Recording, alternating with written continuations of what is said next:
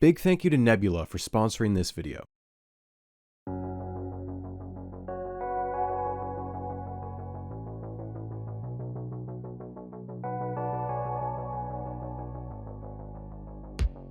Utah, 1869. Promontory Summit. Located in the Great Plains almost 70 miles from Salt Lake City. It is the site of a moment in history. The last spike in the first transcontinental railway is being hammered in. There is media abound. Railway Baron Leland Stanford has the honor of hammering in that final spike. The moment he swings that hammer, a message is sent out across the telegraph network. Done. Except, he misses his swing. Doesn't matter though. The spike is for show. A hole had already been dug, and the spike was placed into it beforehand. It's also not even full gold. It was iron painted with gold. And besides, right after the famous photograph was taken, they would remove it and put a regular one in after. People would just steal it otherwise. The golden spike is a symbol of the completion of a monumental task.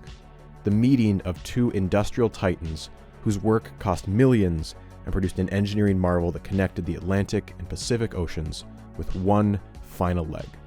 A celebration of rival companies and the backbreaking labor of thousands of immigrants. It's the moment that made it into the history books, because it made for one hell of a photo. 120 years later, and just 64 miles to the southeast, a new Golden Spike ceremony is playing out once again. But instead of the Great Plains, we're at the Salt Lake City airport, in a FedEx office. There is a camera crew here. They're filming a grad student, Marvin Hawkins, and he's clutching an envelope. Inside it is the most important paper of his career. He's waiting for someone who will never show up. They had an agreement that they would submit their papers at the same time, back to back. A show of good faith. Marvin doesn't realize it yet, but he's just an unfortunate pawn about to be trampled in a much larger dispute. In about a month, he'd be fired, just months away from getting his PhD. The people he's waiting for right now had no interest in playing pretend nice for the media. This was war now. This was more than a potential Nobel Prize. Their discovery was the solution to the world's energy crisis, the key to eliminate the world's dependence on oil, the resource that was slowly killing the planet. Just days ago, Exxon Valdez had caused the largest oil spill in history off the coast of Alaska. The timing was almost prophetic. Today is Good Friday. Salvation was here, and it had been discovered in Utah. It was time to spread the good word.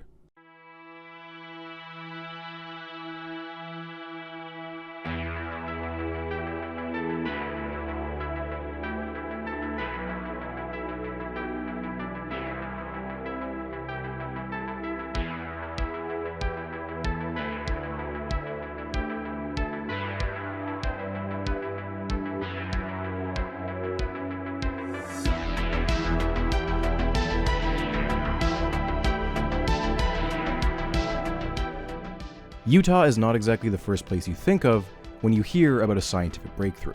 Let's be honest here, your mind almost certainly went to the Church of Latter-day Saints. The state was founded by the controversial religious group while they searched for a promised land to make their own, and they fought with the federal government for decades before they were eventually accepted into the Union. Notably, only after the church publicly disavowed their former tradition of polygamy. And throughout the 20th century, Utah as a state craved legitimacy in the eyes of the rest of the nation. The state spent years building up their image as something more than just the home of the Mormons. Their national parks and ski resorts attract millions of tourists each year. Now iconic films have made their premiere there at Sundance. They lobbied for almost 20 years to host the eventual 2002 Winter Olympics. But for every success, there would be a Utah story making national news for all the wrong reasons. In the 1980s, there were the deadly Salt Lake City bombings of Mark Hoffman. Another was a shootout with police involving an illegal family of polygamists. The issue was summed up by a local political pundit. If you ask a lot of people in Utah what they fear, it's that everyone is going to laugh at us. We want money and we want respect. We would very much like to be respected, not as Nevada is for gambling or Wyoming for coal, but for brains and for talent. Despite its perception as a bit of an intellectual backwater, in the 90s, Utah had the second highest rate of high school graduates that went on to higher education. It's home to plenty of great schools, with the top two locked in an eternal rivalry with each other. Brigham Young University, located in Provo, is owned and operated by the Mormon Church, and it enforces a draconian and regressive honor code. But it has a good reputation in the field of engineering and nursing. And then there was BYU's longtime football adversary, the top school in the state, the University of Utah, or the U for short. An all-around good research institute, its genetics program was respected all across the country, and it was also the birthplace of the now iconic Utah teapot, the benchmark of 3D modeling. And its chemistry department was no slouch either, ranked within the top 20 in the country.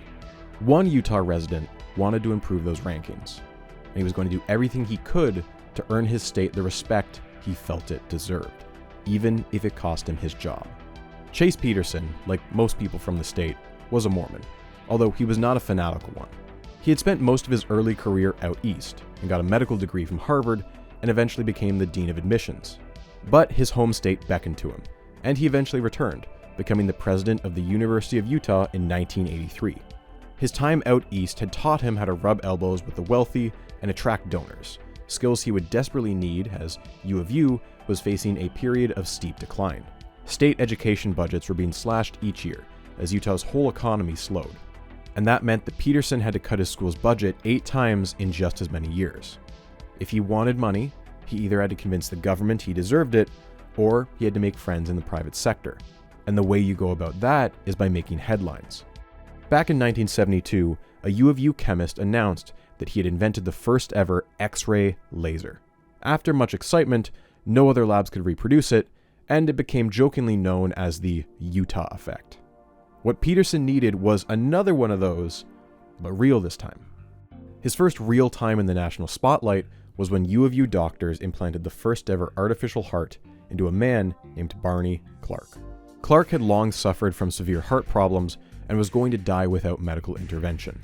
It was a groundbreaking surgery, and 70 reporters came from all over the globe to cover it. It was an intense 6-hour procedure, and Clark had severe complications, including seizures and breathing problems. Unfortunately, he died in hospital 112 days later. Although clearly a step forward, it was not a success. Clark was intended to live much longer. The Utah effect had struck again. But despite the failure, Chase Peterson's handling of the announcement was positively received. He was a calm voice of reason who had a clear handle on sharing complex topics with the world, and he had high ambitions. His name was floated in political circles, potentially as a Democratic candidate for Senate. One more solid announcement, and he could maybe think about planning his next moves. It was just a matter of time until someone at the U came up with a real breakthrough. And that moment came in late 1988. Peterson learned of this project through bits and pieces. It was apparently highly confidential. Even a whisper of it getting to the wrong person could jeopardize it. It was something supposedly world-changing. 2 professors in the chemistry department had been working on something for years in secret.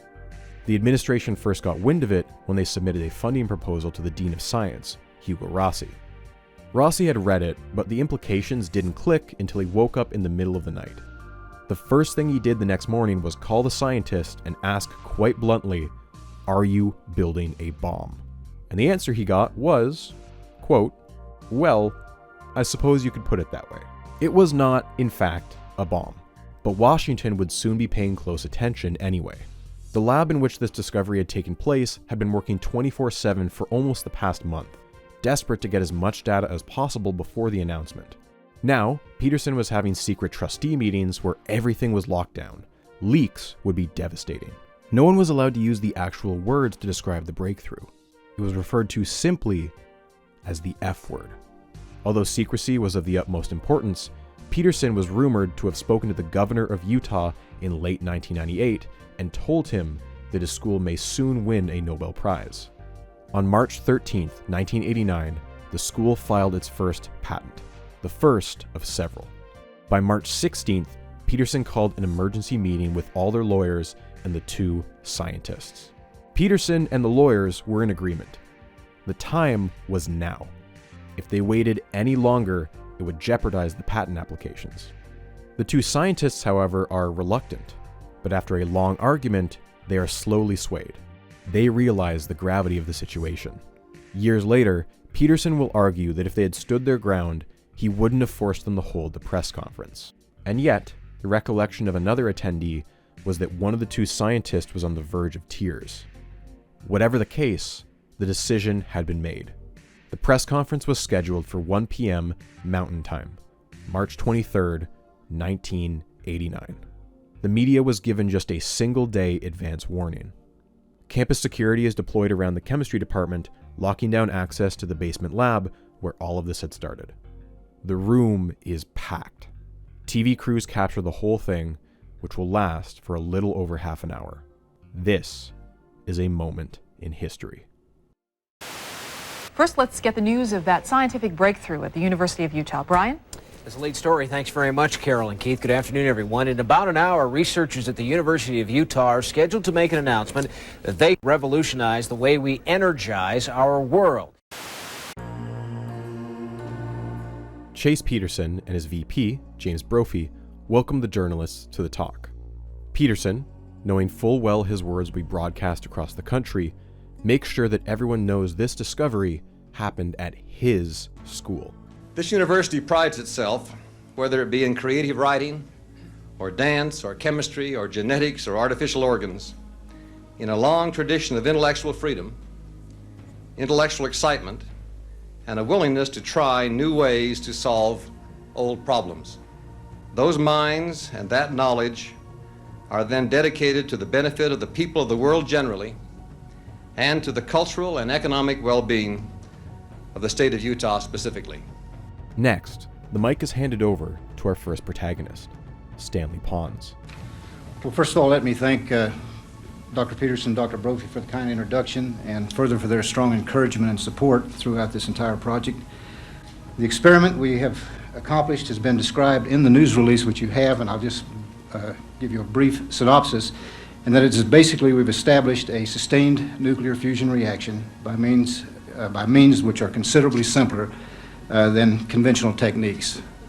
Deuterium, which is a component of heavy water, is driven into a metal rod, similar, exactly like the one that I have in my hand here, to such an extent that fusion between these components, these deuterons, in heavy water, are fused to form a single, a new atom. And with this process, there is a considerable release of energy, and we've demonstrated that this could be sustained on its own. In other words, much more energy is coming out than we're putting in. That was a lot of words, but the most important ones were these. Quote, sustained nuclear fusion reaction, and considerably simpler than conventional techniques. And then finally, much more energy is coming out than we're putting in. Pons then turns to his partner, Martin Fleischmann, and asks him if he wants to add anything. And he has really described the experiment. It is very simple. You drive the deuterons into the lattice, you compress the deuterons in the lattice, and under those circumstances, we have found conditions where fusion takes place and can be sustained indefinitely. Now, indefinitely is an emotive word. We have run experiments for hundreds of hours, and on our time scale, that is a pretty long time. Again, there's that phrase, quote, very simple. Following this, Pons explains why they think this can only be fusion. Well, first of all, the heat that we then measure can only be accounted for by nuclear reactions. The heat is so intense that it cannot be explained by any chemical process that is known. They have some additional evidence too. The other evidence is, of course, that we have direct measurements of neutrons by measuring the gamma radiation which builds up in a tank where one of these cells is under operation. We can measure, have a gamma ray spectrum. In addition, there is a buildup of tritium in the cell, which we measure with a scintillation counter. Radiation. Again, a clear sign that this is a nuclear effect. I would think that it would be reasonable within a short number of years to build a fully operational device that could produce electric power or to drive a steam generator. Fleischmann quite clearly explains that for every 1 watt they put in, they get 4 watts out. We have run cells now generating in excess of 20 watts per cubic centimeter. In terms of percentages, that's 300% excess heat. This is astounding. If I might just add, it is clear, it has been clear for 3 or 4 decades that the promise of virtually unlimited radiation-free energy is something that is worth spending perhaps billions of dollars on. We would also like it to come to the benefit of the economy of Utah. That's not always easy to guarantee because ideas aren't contained by borders, but perhaps ownership and patents are. The conference has one very brief mention that a peer-reviewed paper has been submitted. It has not yet been published. If you were only paying attention to the tone of their voices, you might think that this was something as mundane as the renaming of a campus building, not the unveiling of a world-changing technology. Rumors leading up to the conference said that any number of prominent politicians would personally attend, including the president, the vice president, or UK prime minister, although none of these were true. But the existence of such rumors conveyed just how monumental this announcement was. One politician did make a small appearance. The Utah governor had sent in a written statement to be read. As a devout Mormon, he linked the discovery with the famous words of Brigham Young. This is the place. Miracles happen in Utah. It is here where mythology is born. This was a rags to riches story. This was the University of Utah. It wasn't some elite East Coast university. This wasn't MIT, this wasn't Harvard. This was 2 relatively unknown guys from Utah that had just upended physics. 2 pioneers who boldly went against the scientific paradigm, gambling on a risky idea that never should have worked. Stan and I thought this experiment was so stupid that we financed it ourselves, and I think it would be fair to say that we've burnt up about $100,000 in the process, so it's not that cheap, and this is just a kitchen experiment, so if you scale it up, we could burn up a few $1 million fairly quickly too. Stanley Pons and Martin Fleischmann are not remembered in the most positive light today, for reasons you'll soon come to understand. But one trap their critics sometimes fall into is underplaying their achievements prior to March 23, 1989. I think it's important to make clear that among their peers, Pons and Fleischmann were well-respected and productive scientists. That's what makes their fall from grace all the more tragic. One thing that comes across even in just these short clips is that Stan Pons is not very comfortable speaking in front of crowds. He stumbles over some of his words and trails off at the end of sentences. Fleischmann is much more confident, and his jokes get laughs from the audience multiple times. The Rubbermaid basin is for lecture presentations because we want to have the punchline that we paid for it ourselves and we couldn't actually pay for very much. Basically, this has been described as a kitchen-type experiment. Mm-hmm. How do you feel knowing that you can do in a kitchen what other researchers can do with $500,000 at large scientific... It's a pretty big kitchen. That confidence comes from experience. There's a bit of an age gap between the 2 men. Fleischmann is 61 here, and Pons is just 46. And while Pons has a solid resume, Fleischmann's is extensive. Born in Czechoslovakia, he grew up in the UK and made a name for himself there as a prominent electrochemist. Electrochemistry is a particular niche that's fairly simple to explain. They study electricity that induces chemical reactions, or chemical reactions that generate electricity. He was known for his invention of a type of calorimeter, a device used to measure heat with great precision. And he also did some pioneering work with the diffraction of X-rays. In 1986, he was inducted into the UK's Royal Society, which is essentially a Lifetime Achievement Award in science, placing him among the greats such as Isaac Newton and Michael Faraday. He was, quote, more innovative than any other electrochemist in the world. And Marvin Hawkins, the PhD student, once said of him, "You meet Fleischmann and you're going, wow, if I can spend just a month with this guy, I'll be a god myself." Fleischmann's renown as an elder statesman was no doubt a major contributor to why so many people took the announcement seriously. He would not simply rush out to make a bold claim without plenty of evidence to back it up. Stanley Pons was much more of an unknown. He had taken a more meandering route in his career. Born in North Carolina, he quit academia for 10 years to work for the family business before eventually returning to get his PhD in 1975. and he earned it at Southampton, which is where Fleischmann became his mentor and eventually his friend. After hopping around a bit, he landed himself a professorship at the University of Utah. He wasn't a Mormon, but U of U wasn't as strict as they are over at BYU. Over the course of the 1980s, he began publishing more and more papers every year. In 1988, he published a staggering 36 papers. He even ran his own company, selling homemade lab equipment out of his house. A true worker bee, his peers called him. U of U must have been impressed, because they made him chair of the chemistry department in 1988. His grad students knew him to be an introvert, uncomfortable with giving presentations, especially in front of large audiences. But they also spoke highly of him. He was humble, generous, and a good friend once you got to know him. It's hard to get a feel for what kind of person you are when you see someone on TV a few minutes. He's a very intensive person. Family and science takes up 97% of his time. Stan Pons is also very private. In his world, family and science mix, and little else enters the picture. Despite their age gap, the two were genuinely close friends who loved to ski, cook, hike, and throw parties together. I've heard some people describe both of you as the odd couple of fusion. He seems to be more outgoing, you're so private. Yeah. Does that fit? I think so. I think so. By the mid-1980s, Fleischmann was effectively retired, but he had set up an arrangement where he'd split his time between his labs in the UK and visiting Pons at U of U as a visiting researcher. The duo's dynamic was very obvious. Fleischmann was the ideas man, and Pons was the one who tested the ideas out. Before this historic day, they had published close to 30 papers together. Fleischmann, who's based in England, has spent 4 months each year at the university on the project.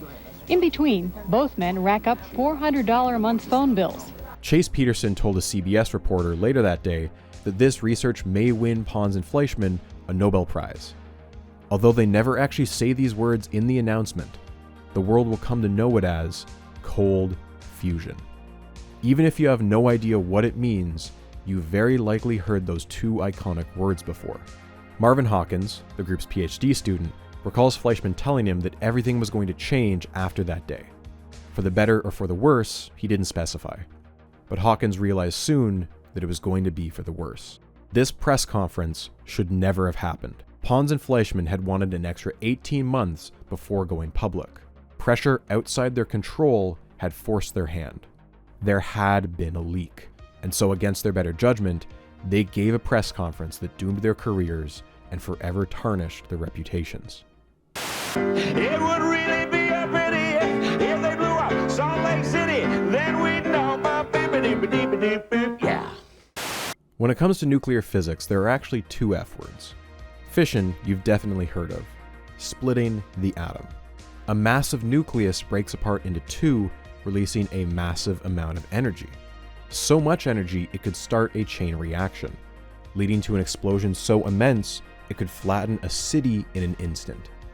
Nuclear fission changed the course of the 20th century, but its sibling, fusion, is even more powerful. The joining of atoms. When we divide by the amount of mass used for fuel, fusion beats out fission by a factor of 4. All of the atoms around you are made up of protons and neutrons. Bundles of particles, protons with a positive charge and neutrons with none. The smallest possible nucleus is that of hydrogen, with just one solitary proton. If you were to take another atom of hydrogen and slowly push them closer and closer together, you would find yourself at war with an immense force. The electromagnetic force repels positive charges away from each other. The closer they get together, the harder it pushes back. But there is a barrier you can surpass. If you were to supply enough force, enough heat, enough pressure, you can get the protons close enough together and a new force dominates. The strong nuclear force. At small enough scales, it overpowers the electromagnetic force, and the two protons fuse together. Two atoms of hydrogen have become one atom of helium, and this releases a ton of energy, much of it in the form of heat. Self-sustaining fusion has been one of the holy grails of physics since the concept was first theorized in the 1920s. The idea that an initial fusion would release enough energy to kickstart a chain reaction, unleashing more energy than it took to start the first one. Fusion is all about probabilities. If you have two nuclei close enough together for a long enough period of time, there is always a chance, no matter how infinitesimal, that they will overcome their repulsion and fuse. One way you can increase the odds of fusion is to add neutrons. This is deuterium. 1 proton, 1 neutron. Although it sounds like another element entirely, it is really just a variant of hydrogen. Heavy hydrogen. Because neutrons have no charge, they provide a bit of a buffer. It's much easier to fuse 2 deuterium atoms than 2 hydrogen atoms. In the modern day, we try to induce fusion in gigantic reactors called tokamaks, donut-shaped rooms that trap protons with immense magnetic fields. However, despite our best efforts, the energy we get out is always less than the energy we put in. Self-sustaining fusion has only been observed in 2 places. Here's the first. And here's the second.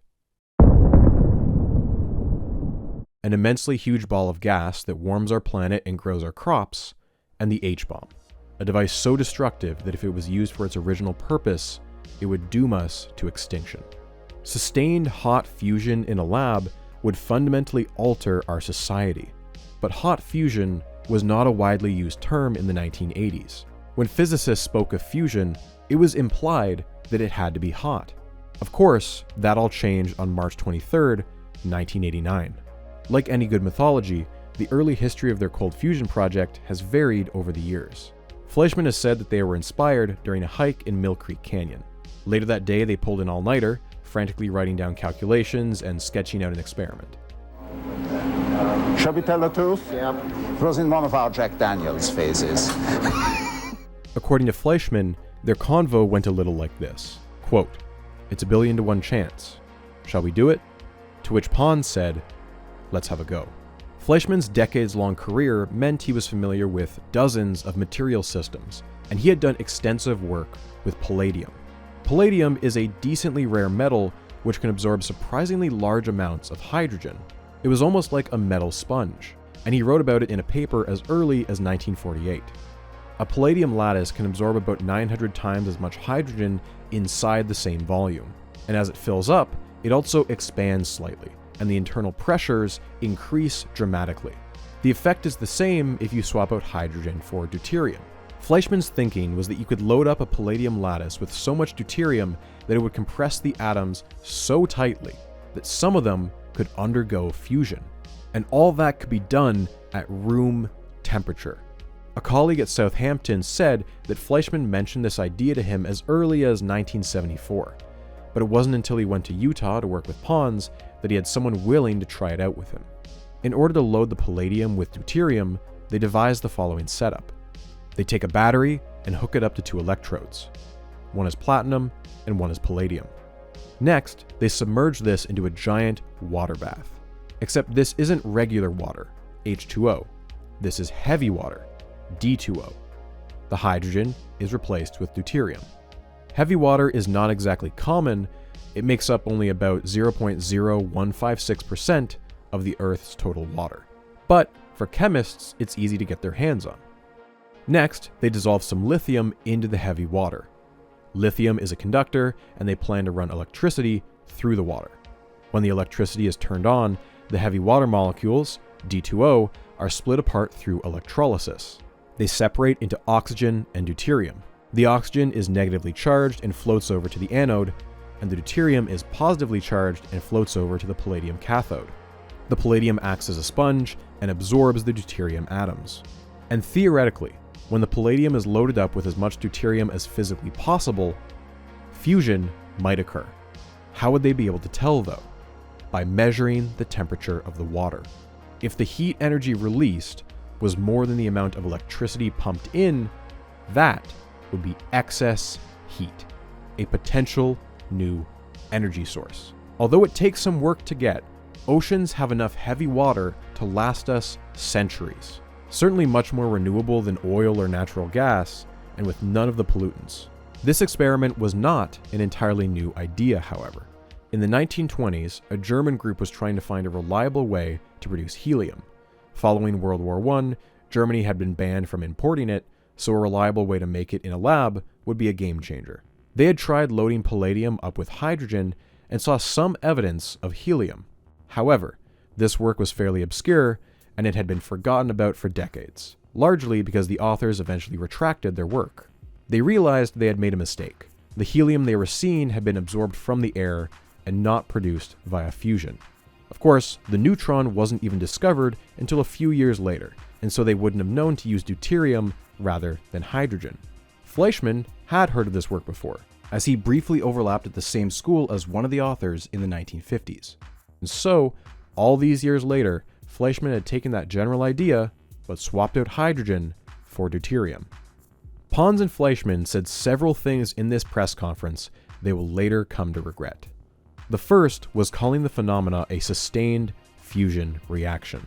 The second was claiming that the experiment was, quote, very simple, and implying it would be easy to reproduce. Fleischmann will later say he regrets doing the press conference at all. He knew that by going public like this, they were opening themselves up to more scrutiny than they'd ever seen before. He thinks that Pons may not have realized that at the time. Fleischmann is close to retirement here, and he could have left the field any day if he ever chose to. When they write his obituary, cold fusion will be just a paragraph among several in a long and successful career. Pons, though, is younger and with children still in school. He was not prepared for how this would upend his life. By the end of it, he will be left so defeated that he'll give up his U.S. citizenship. We did it for the first time anywhere. A big step forward in a little test tube. What could be the discovery of the century. The dawn of a new nuclear age. They have successfully maintained a nuclear fusion reaction and generated more energy out than they put in. It was like an avalanche. There was no news channel you could flip to that wasn't running a cold fusion story. Most of the initial headlines portrayed the announcement as an earth-shattering discovery that may change physics as we knew it. This was a potential solution to the energy crisis. Clean nuclear power. Period. At an affordable price. 1 cubic foot of seawater contains enough deuterium to produce 250,000 BTU of energy. It would take 10,000 tons of coal to equal that kind of energy. No more acid rain from burnt coal and other power plants. And the exhaust of the automobile's internal combustion engine would be a thing of the past. Nuclear fission had become a political nightmare following the Chernobyl disaster, and the Exxon Valdez oil spill had occurred literally the same day as the announcement. The fact is there are a lot of people, including the Chase Manhattan Bank, who are going to find themselves broke if oil doesn't stay at $20 a barrel. The Middle East crisis gets settled just like that because there's nothing to fight over. The headlines wrote themselves. Two local papers, the Salt Lake City Tribune and the Deseret News, would religiously follow the story with a sense of hometown pride. In the latter case, I mean that literally. Deseret News is owned by the Mormon Church. Not all reactions were also positive, though. Many outlets took a more mixed stance. Some were outright skeptical. For some papers, it wasn't even worth a front-page story. The New York Times squirreled it away on page 12.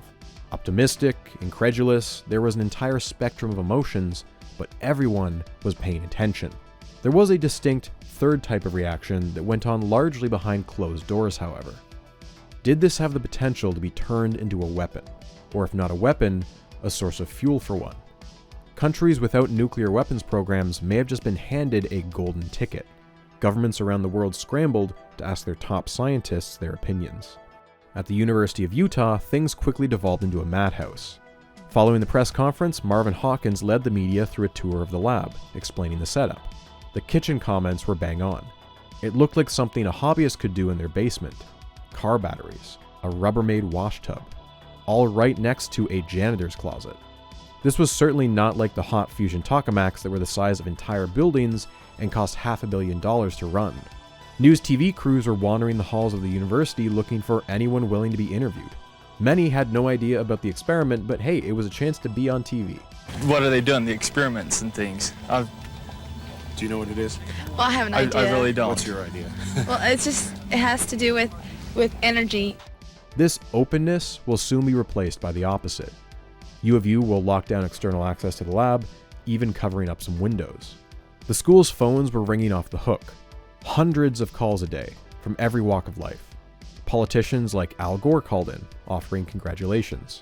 Pons got personal calls from Edward Teller, the controversial father of the hydrogen bomb, and Carlo Rubbia, director of CERN. But they were also flooded with random people looking to invest, or cranks who wanted to talk about their pet conspiracies. Fleischmann and his wife were quickly assigned a pair of bodyguards to follow them wherever they traveled. Soon, Pons had to change his home phone number, otherwise it would be ringing all night. The attempt to capitalize on the phenomenon was immediate. The U started selling cold fusion t-shirts. A soda shop down the street had a novelty cold fusion drink. Many researchers, when they first heard of it, were dumbfounded. Cold fusion was a nonsense concept, right? It would be the most significant technological discovery since man discovered fire. This had come out of nowhere. If anything, you'd expect it out of a place like MIT, or one of the big federal labs like Los Alamos or Oak Ridge. Some didn't even dare touch the subject. Quote, "It's gotta be wrong. I'm afraid we'll look like idiots if we're seen trying this thing." But on the other hand, Pons and Fleischmann were not complete nobodies. They had some level of credibility, and they wouldn't make an announcement like this without solid proof. And hey, Fleischmann had said that the experiment was very easy to replicate, and the materials were cheap and easy to get. Why not take a week to try and get their own versions going? This was basically just a modified electrolysis setup. Quite literally something that high school students do in their chemistry classes. You just needed some palladium and some heavy water. Those who were quick on the draw were lucky, as soon palladium stock prices were about to spike. But in the past 2 months, palladium has been the most profitable mineral. I think we ran from about $142 up to $180 at one point in time. Some groups even managed to track down Pons and Fleischmann's supplier, Johnson Matthey. Although their palladium was standard stuff they sold off the shelf, they did start marketing it as, quote, fusion grade.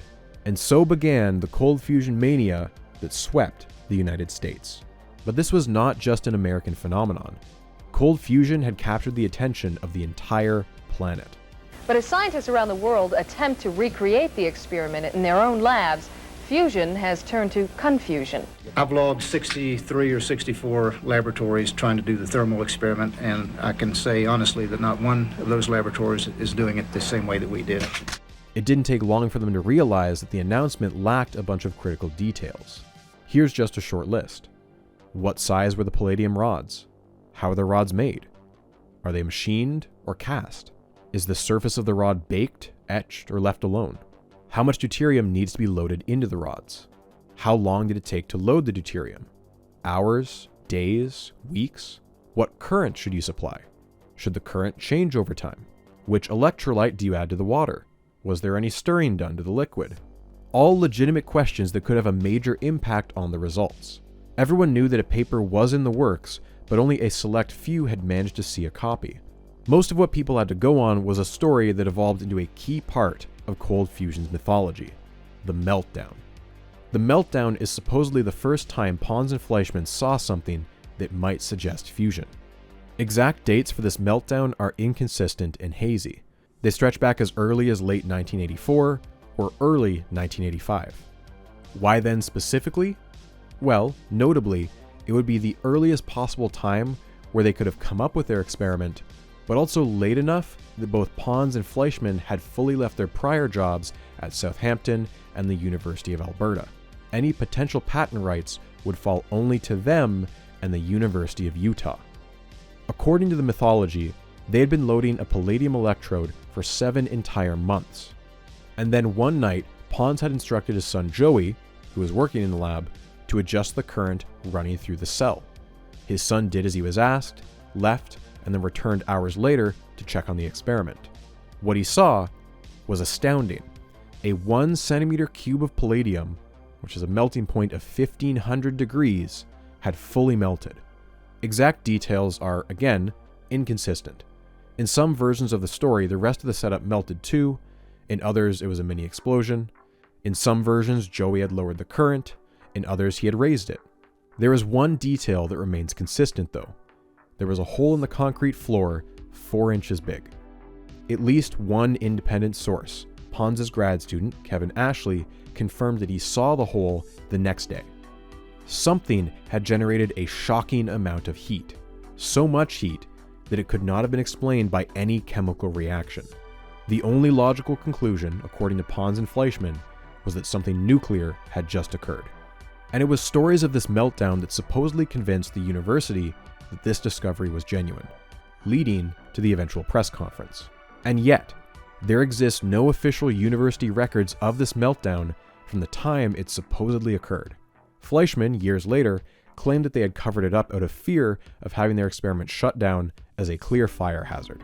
But regardless, the meltdown story would be a particular point of fixation among scientists. Because even though the story lacked hard numbers, it still implied them. A 1 centimeter palladium cube has a melting point you can estimate, and you can calculate how much energy would be necessary. So does a 4-inch hole in concrete. Researchers would soon be working backwards from what little info they had. The first week was a mad dash to uncover as much information as possible. Researchers phoned their friends to brainstorm, faxes of rough drawings and calculations sent out across the country. People even analyzed footage of Pons holding one of his cells and used the size of his wrist to try and guess at the dimensions of the cell. There are even alleged reports that some people managed to crack their way into Pons's personal email hoping to snoop for answers, but found nothing of interest. Back then, the internet was still in its infancy, and barely anyone called it that yet. But universities and research labs were some of the first in the world with access to it, making cold fusion one of the first ever viral news stories. Early bulletin boards hosted daily news updates, and information was spreading faster than it ever could before. Very few people were able to speak with Fleischmann and Pons directly, save for a few of their close friends. Chuck Martin at Texas A&M had known Pons for years, and had heard a few days beforehand that he'd want to keep an eye on the news. Chuck Martin was extremely eager to get his own cold fusion experiment running, and he phoned Pons asking for any tips. But Pons only gave him cryptic warnings about the potential danger. It seems this was sage advice, as some labs were about to prove. The Lawrence Livermore labs got a reaction they did not expect. Their experiment blew up. But the hydrogen gas apparently caused a small explosion, which sent shards of glass all over the lab. North Carolina State University scientists earlier suspended their fusion experiment following a small explosion. And Fleischmann had given some friends at Harwell Labs an early head start. He'd been shipping them some of their cold fusion cells throughout March for them to measure. He wanted at least one UK lab to get a head start, so the US didn't get all the glory. It's around this time when the criticism starts to pour in. So far, the best sources for hard numbers were newspapers like the Wall Street Journal and the Financial Times. In all of this, what has been the most frustrating thing for you? The most frustrating part is not having enough details to replicate the experiment, or trying to get the details out of newspapers. This is not usually the way we do science. This whole situation was bizarre. Why had the press conference come before a peer-reviewed paper? For many people, that was a major faux pas. Not aware that we did anything at all wrong. We were very cautious not to say that papers had been accepted anywhere. Pons and Fleischmann had in fact submitted their paper a couple weeks earlier to the Journal of Electroanalytical Chemistry. And although it hadn't been published yet, it had been accepted. Where this gets iffy is why it was accepted. You see, a couple weeks before the announcement, Pons had received an unrelated call from a friend who was an editor at the journal. Pons and Fleischmann had published often with them before, and Fleischmann was a longtime friend of the managing editor, Roger Parsons. Parsons, upon hearing that his friends may have the discovery of the century, and that they had a tight deadline, tells Pons that he'll push it to be published as soon as possible. Parsons was the only person to review the paper. Pons and Fleischmann had also sent a paper to the much more prestigious Nature, but they had refused to publish it without a much more careful review. There's more to that side of the story later. The paper was eventually published on April 8th, but the preprint leaked a little earlier. Pons had given 5 copies to friends in Utah. These were quickly faxed and copied across the entire world so many times that most of the text quickly became unreadable, except of course for the massive stamp that read confidential. But even this paper was only 8 pages and had little new that people didn't already know. The assumption many were working on was that Pons and Fleischmann were intentionally withholding details because of patent concerns. Some people even speculated that the cells they showed off on TV were dummies, and that deep in their basement lab they had the real heavy-duty cells hidden. The press release given to the media by U of U's comms department was also devoid of many details. Pam Brogel, the school's comms director, later said that she was actually forced to remove sentences at the request from the university's legal teams, which she fiercely disagreed with. And yes, that was teams, plural. She noted that there were 3 separate groups of high-powered lawyers, ones from the East Coast, West Coast, and Texas. She had wanted to speak to Pons and Fleischmann well in advance, but had only been allowed to just days before the announcement, leaving her no time to research. Although the press conference was heavily promoted by the school, the exact topic was not fully revealed beforehand. Despite this, at least 3 reporters had managed to get an inside scoop. One of them was Jerry Bishop at the Wall Street Journal.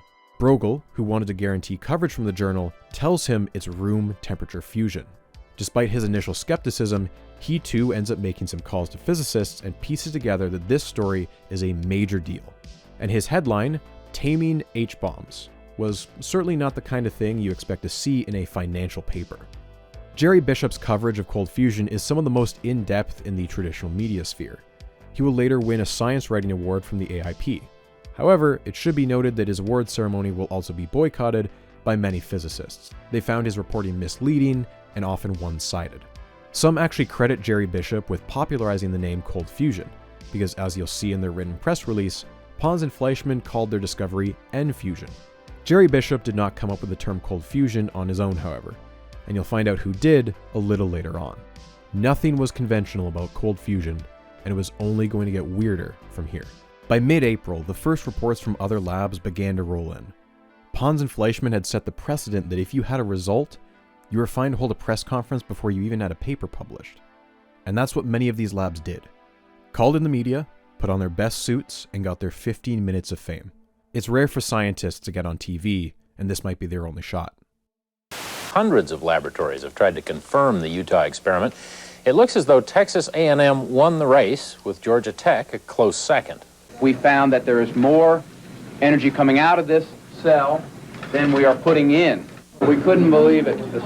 We couldn't believe it. But then another announcement from another school, Georgia Tech. Researchers there duplicated the Utah experiment. And this weekend, 2 Hungarian researchers say The University of Washington. Italian news reports Stanford researchers today. 2 Mexican scientists say government project in India. Researchers at the University of Florida. Swedish physicists said today. The University of Minnesota. The Los Alamos National Laboratory, New Mexico. Incidentally, this brings to more than 60 the number of laboratories that have confirmed at least part of the Utah experiment. Over the next few weeks, Pons and Fleischmann would be traveling non-stop. Fleischmann had gone to Europe the day after the announcement, and he had given talks at some of the top physics labs on the continent. Harwell in the UK, Ares in Italy, and now CERN in Switzerland. He was filling auditoriums beyond capacity each time. Pons was just as in demand, and he had given talks at U of U, Indiana, and soon he would give the biggest talk of his life. Cold fusion was such a big deal that nearly every major scientific organization decided to hold emergency sessions entirely dedicated to the subject. And for a chemist like Pons, there was no bigger stage than the American Chemical Society. They had scheduled a meeting in Dallas on April 12th. They had booked out a basketball stadium, and early registration suggested that chemists all across the country would swarm the event. Dr. Pons has been escorted around Dallas much the way you would escort around a presidential candidate or even a president himself. Incredible for a chemistry convention. It felt like a Jazz-Lakers 7th game in the playoffs. I'll tell you one thing, it was quite a day. The first day of the conference, the arena has 7,000 people in it. Looking back, many call this event the Woodstock of chemistry. As a comparison, the American Physical Society had their own Woodstock event just 2 years earlier. When a group had found evidence of high-temperature superconductors, that work had won its discoverers the Nobel Prize. Every chemist in the country wanted to see their new hero, Stanley Pons. The president of the society opened his talk with a bit of a jab at their rival field of physics. While much has been learned about plasma physics, the goal has remained elusive. Now it appears the chemists may have come to the rescue.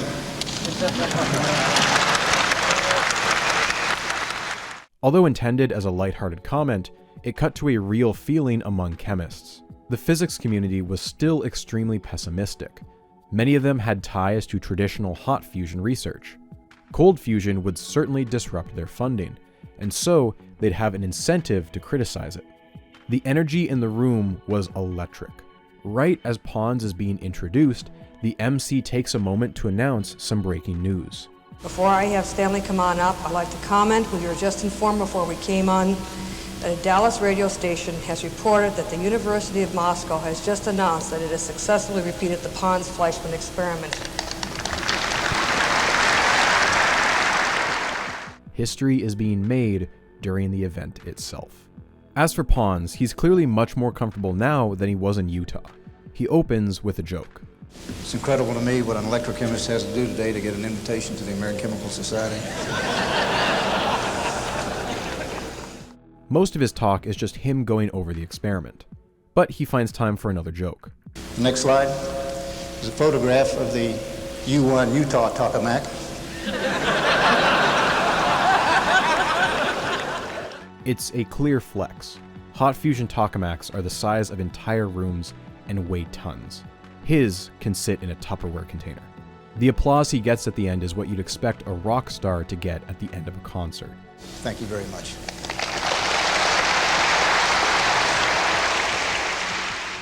During the Q&A, one of the audience members asks Pons a question. Prometheus, Pandora, or Piltdown Man. 3 options for how this could turn out. Was this like stealing fire from the gods? Was it like unleashing a curse upon mankind that could not be undone? Or was it simply a hoax? Pons' response was short. No comment. Meanwhile, Pons and Fleischmann were not the only two who'd had a busy couple weeks. Chase Peterson, not wanting to waste the momentum of the publicity, flew out his team and personally visited the Utah governor at his vacation house. The governor could tell they weren't there just for pleasantries and asked them point blank how much money they wanted. When they say around 2 or 3 million, he hits back with 5. We will hold a special session of the legislature with one item on the agenda. That item will be to deal with the $5 million appropriation. A state senator, Eldon Money, even suggested a proposal where Utah residents could donate to the research and receive tax cuts in return. Some believe it will do for Utah what gambling does for Nevada. With so much money coming in, who needs taxes? The results show that 60% of those who called thought taxpayers should pay for the research. 40% said no, taxpayers should not. On April 7th, the Utah legislature will vote 97-3 to approve the $5 million. But it's kind of like politics. They're certainly generating a lot of heat. During the session, the governor paraphrased the Bible when expressing his support. He that doeth nothing is damned, and I don't want to be damned. This was an energy source so plentiful, it would be, quote, too cheap to meter. Most of this $5 million would presumably go to some sort of research institute, although almost immediately $500,000 is allocated entirely to the army of patent lawyers. Who would run this institute? Surely the competition would be fierce. The earliest rumor was James Fletcher, who had just retired as head of NASA, a perfect fit given he was a Mormon from Utah. This appointment would not pan out though, but it did show just how much interest was being generated. The eventual name would be the National Cold Fusion Institute. Of course, looking at that name, it implies at least some sort of collaboration with the rest of the country. Washington was absolutely paying attention to cold fusion, and things were already in motion.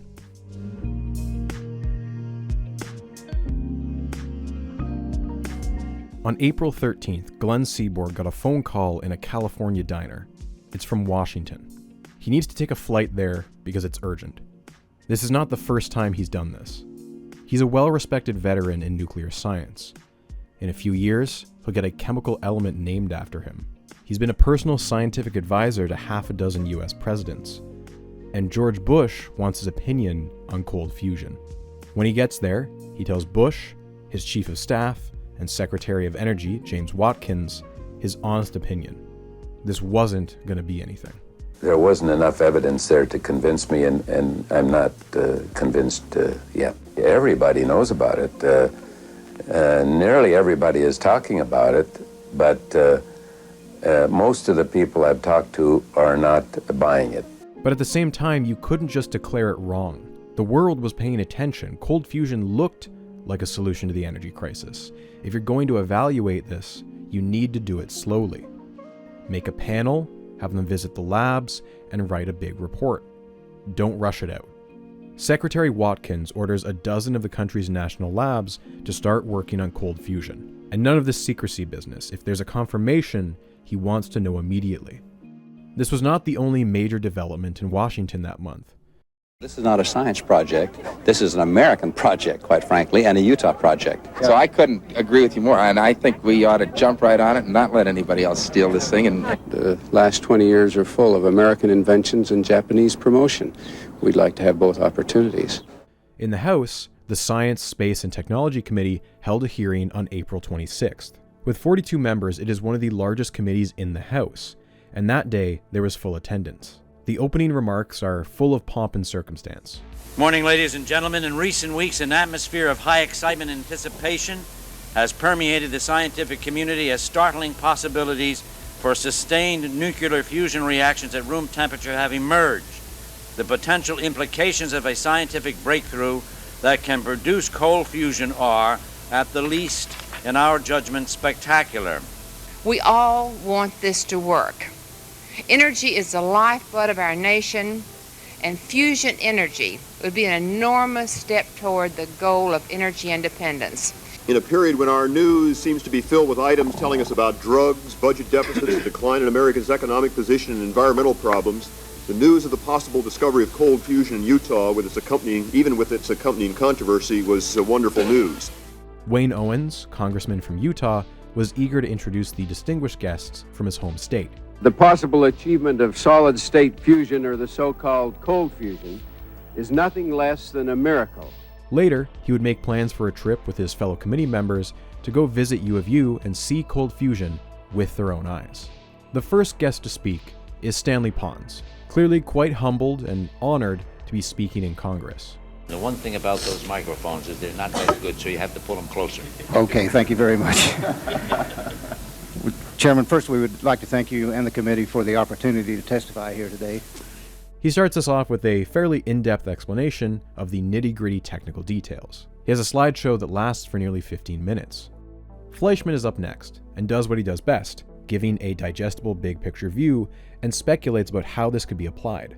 Notably, he says something interesting here. Now, the experiment which Professor Pons has described to you is superficially simple, but is actually quite difficult to carry out because you have to go through a process of optimizing the experiment such that you will make a significant observation. This is in contrast to the initial press conference, where he said it was, and I quote, very simple. Although most of the politicians in attendance were enraptured, some of them asked the occasional tough question. I must say, Mr. Chairman, the process so far by which we've learned about this has been more confusion than cold fusion. And there seems to be a feeling about that the process has been more driven by a wish to protect future potential profits than it has been adherence to normal peer review processes. The public release of the information prior to the publication in a journal, and the fact that the lack of data seems to have inhibited the replication of your results in most cases where it's been tried. In chemistry, it is generally the situation that when you have submitted a paper and the paper is accepted, which was the case in our case, then it is okay to make an announcement. I think that the problem we've had is that physicists don't do things exactly the same way. Pons is correct in saying that their paper was accepted, but he's not being entirely honest here about the peer review. And as for the lack of experimental details, Fleischmann hits back with this. We admit that there were not the experimental details there, but in a preliminary note there never are these experimental details, and we do now have fax machines and telephones which would allow people to request that information from us, and those that have, we have given them that advice. I reject that particular criticism. Indeed, many scientists had been calling the two men non-stop, asking for details. However, you either had to be extremely lucky or one of their close friends to actually get a response. Fleischmann plays the diplomat very well here. He makes it clear that he does not want money taken away from hot fusion researchers. He does not want to make any unnecessary enemies. When he's asked how much he thinks scaling up this technology might cost, he is careful to avoid giving an exact number. Rather, he passes that particular hot potato to Chase Peterson, who has brought with him a high-profile lobbyist, Ira Magaziner. Together, they made their Hail Mary pitch to all 42 members of the committee, who listened intently. The figure that comes to mind is $25 million in the federal government. Maybe that needs to be $125 million someday, but that's of not any importance right now. $25 million would allow us to start the onion growing with state and private sources. $25 million at the low end, $125 at the high end. That is a big ask. Peterson also, in vague terms, alluded to potential national defense concerns about the research. Although cold fusion was not a bomb, fusion was known to produce tritium, a radioactive isotope that is used in making bombs. A reliable way to generate tritium would certainly be of use to the US Army. Ira Magaziner tapped into the political fears of the period and described a scenario where Japan, their fearsome economic rival, would swoop in and steal cold fusion from them, just like they had with electronics and automobiles. You know, we have consulted in Japan, we've consulted with Japanese companies and in the past, and we understand the kind of effort that the Japanese are now devoting to this discovery, even before they've replicated. This was an existential threat that meant they had to act now to fend it off. The total hearing is 5 hours long, and much of it is dry. As the University of Utah group departed, so did many of their representatives. Most of them simply don't want to stay to listen to the much more skeptical witnesses. Of the other speakers that day, by far the most interesting was the group from Brigham Young University, the rival school to the University of Utah, just 40 miles down the road. And representing them was a very soft-spoken physicist named Stephen Jones. And he was singing a very different tune than Pons and Fleischmann. He didn't think that cold fusion was worth dumping millions into. At least not yet. He had even brought along a prop to help him explain. Now this is a tender shoot, as you can tell. It is difficult to say what it will become. Some think and suggest strongly that this is a tree, and it will grow up very quickly and provide us enough wood for all our energy needs for generations. I do not think it is. I think adding too much fertilizer at this stage will be detrimental. I think we need to give it time, at least a couple of months, please, to see whether this is something that's a rose or a tree. If it should turn out to be a rose, we can then admire it for its beauty, even if we are a bit disappointed it was not a tree. And by that he meant, this is a new, unexplored bit of physics, and that is worth studying. But a miracle energy source this was not. To hammer home the point, he made a comparison that the politicians could easily understand. On the other hand, I heard Mr. Jones say that the difference between that experiment and commercial productivity was the difference between $1 and the national debt. For a room of politicians who had just been asked for $25 million, it made a compelling case. But why had he, of all people, been invited? Who even is Stephen Jones? Well, Stephen Jones is the reason any of this was happening at all. What he isn't telling the committee here is that he feels Pons and Fleischmann have fucked him over. Because what he's claiming is that he is the inventor of cold fusion.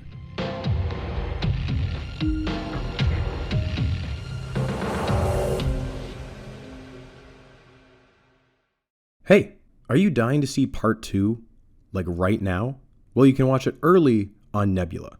Nebula is the creator-owned streaming service I'm a part of, alongside some of the best educational creators on the internet. There you can watch my videos and many more completely ad-free.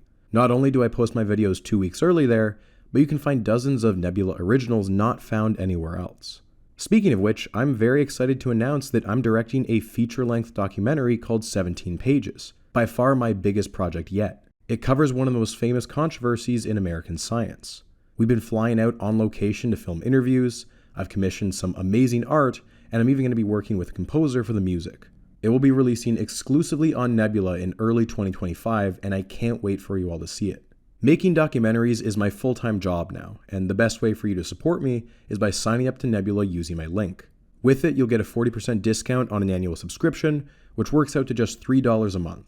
A significant chunk of that money goes directly to me for as long as you're subscribed, which will help me make bigger and better brockumentaries. Support me and many others by signing up for Nebula today. As always, thanks for watching.